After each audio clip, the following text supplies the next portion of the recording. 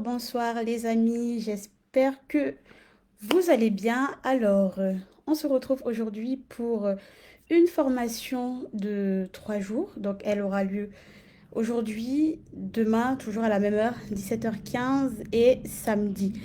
Par contre, samedi, ce ne sera pas du tout à la même heure. Je vous reconfirmerai l'horaire demain. Donc, pour toutes les personnes qui sont nouvelles sur ma page, je vais me présenter assez brièvement. Donc, bienvenue, moi c'est Nelly, je suis business coach, j'aide les femmes actives en quête d'épanouissement personnel et professionnel à dénicher leurs talents et créer une source de revenus grâce à ma méthode Hello's. D'accord? Donc, juste excusez-moi parce que vous ne me voyez pas, j'ai un petit souci technique, donc je vais juste vous faire un partage d'écran pour que vous puissiez voir la présentation. D'accord? Alors, par où commencer? Déjà, je suis très, très, très contente de toutes vous voir ici. C'est vrai que ça fait chaud au cœur, c'est touchant. Donc, sans plus tarder, ce que je vais vous demander une dernière chose. N'hésitez pas à partager le live. Si vous êtes en direct, s'il vous plaît, mettez-moi dans les commentaires hashtag live. Si vous êtes en replay, mettez hashtag replay et partagez massivement cette vidéo. C'est parti. Donc le but, enfin le sujet de notre mini formation, c'est comment faire ses achats en Chine en toute sécurité. Parce que comme je vous ai dit, je suis business coach, je touche un peu à tout. Donc aujourd'hui, ça va être le sujet de notre formation jusqu'à samedi.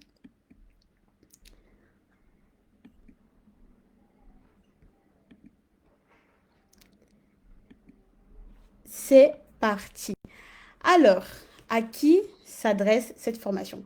Cette formation va être pour toi si tu es une commerçante qui désire se lancer dans le e-commerce, d'accord? Si tu es investisseur, cette formation aussi est pour toi. Si tu es une femme qui veut se créer une nouvelle source de revenus, c'est pour toi. Ou si tout simplement tu es une femme au foyer qui n'a pas encore de source de revenus, c'est aussi pour toi. Alors, petite précision, je m'adresse beaucoup aux femmes, mais je sais qu'il y a quelques hommes qui me suivent, donc vous aussi, vous êtes les bienvenus, il n'y a pas de problème.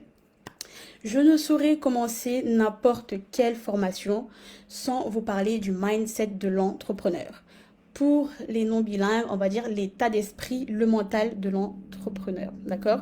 Vous savez, le mindset, c'est ce qui permet de développer la confiance et l'estime de soi. Sans un mindset puissant, franchement, vous ne pourrez pas faire grand-chose dans votre vie. Et ça ne touche pas que le domaine de l'entrepreneuriat, ça touche tous les domaines de votre vie. D'accord? Donc, ici, sur cette présentation, moi, j'ai choisi 4 points que je vais développer. Bien sûr, il y a d'autres points, il y a énormément de points qu'on peut développer, mais moi, aujourd'hui, j'ai décidé de vous parler de la discipline, la patience, la persévérance et la détermination. Pourquoi la discipline? Pour moi, je pense que sans la discipline, on ne peut pas faire grand-chose. Parce que la discipline, c'est ce qui va vous pousser les jours où vous n'aurez pas envie de faire quoi que ce soit. J'aurais pu mettre à la place de la discipline la motivation, mais pour moi, non. Tout simplement parce que la motivation, c'est quelque chose qui part très vite. Aujourd'hui, vous êtes motivé, demain, vous êtes motivé, et puis après-demain, vous ne serez plus motivé. Et donc, quand on n'est plus motivé, qu'est-ce qui se passe? Qu'est-ce qui se passe? Quand on n'est plus motivé, tout simplement, on ne fait rien. Alors que quand on est discipliné, on sait que coûte que coûte, peu importe ce qui se passe, je vais faire ce qu'il y a à faire. Peu importe ce qui se passe, qu'il pleuve, qu'il neige, qu'il vente, je suis quelqu'un de discipliné, je vais faire ce qu'il y a à faire. Ensuite, nous avons la patience. En tant qu'entrepreneur, on ne peut pas être en affaires et ne pas être patient. C'est juste pas possible. Parce que la patience, c'est ce qui va faire que lorsque les choses n'iront pas aussi vite que vous le voulez, vous allez attendre. Vous allez attendre et pas juste jeter l'éponge et dire voilà, j'en ai marre, ça ne va pas. Vous allez attendre. Donc, la patience, la discipline. Ensuite, nous avons la persévérance. Quand on commence un projet, un business, on a toujours une certaine idée, on se fait un peu notre business de rêve. Dans notre tête, tout est parfait. Sauf que dans la réalité, c'est tout autre chose et malheureusement, les choses ne se passent pas toujours comme elles devraient se passer. Donc, vous allez devoir faire preuve de persévérance. Vous dire que voilà, ça ne va pas forcément comme je veux, mais je sais que ça va aller mieux plus tard. Donc, je ne dois pas abandonner, je dois continuer. D'accord? Ensuite, après la persévérance, nous avons la détermination. D'accord? Si aujourd'hui, vous me dites que vous êtes en affaires et que vous n'êtes pas une personne déterminée, je suis désolée, mais votre affaire ne tiendra pas longtemps. Il faut de la détermination parce que vous allez mettre des choses en place, vous allez faire beaucoup de choses et parfois ça n'ira pas toujours. Ça n'ira pas toujours. Donc, est-ce que on reste au sol ou est-ce que on se relève et on va faire ce qu'on a à faire et on va continuer. On va continuer et pas jeter l'éponge dès le premier obstacle. D'accord? Donc, comme je vous ai dit, ces 4 points-là, pour moi, ce sont des points essentiels. Après, j'aimerais revenir aussi sur quelque chose que j'entends souvent. Beaucoup d'entre vous, des fois quand je l'échange avec vous sur Messenger ou sur WhatsApp, vous me parlez de la concurrence et de façon négative. Vous avez peur de la concurrence. Comme nous sommes en live aujourd'hui, je profite pour vous dire, il ne faut pas avoir peur de la concurrence. Il ne faut pas avoir peur de la concurrence. Pour moi, enfin, dites-moi ce que vous pensez dans les commentaires, mais pour moi, il y a de la place au soleil pour tout le monde. D'accord? Même si aujourd'hui, vous avez l'autre en face qui fait la même chose que vous, mais on ne fera jamais exactement pareil. C'est impossible. C'est impossible parce que nous sommes des êtres différents, on a des différentes personnalités, différents caractères. Donc la manière d'approche du business ne sera pas toujours, ne sera jamais la même, d'accord? Donc il faut prendre la concurrence comme une source d'inspiration. S'inspirer de l'autre. Je n'ai pas dit copier, j'ai dit s'inspirer. Tu prends l'autre comme une source d'inspiration. Il faut aussi avoir en tête qu'un entrepreneur qui réussit, qui gagne bien sa vie, c'est quelqu'un qui est altruiste, très altruiste, d'accord? Et enfin, il faut prendre conscience que faire des erreurs mène à la réussite. Vous ne verrez jamais quelqu'un en affaires qui a réussi sans avoir échoué encore et encore.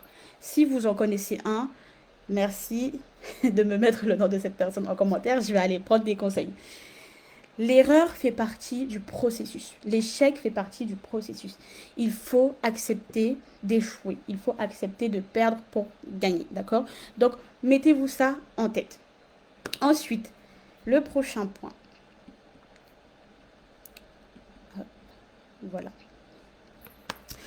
Comme vous le savez, ici, nous sommes là pour parler des achats en Chine. J'ai donc décidé de vous parler de la différence entre AliExpress et Alibaba. Pourquoi?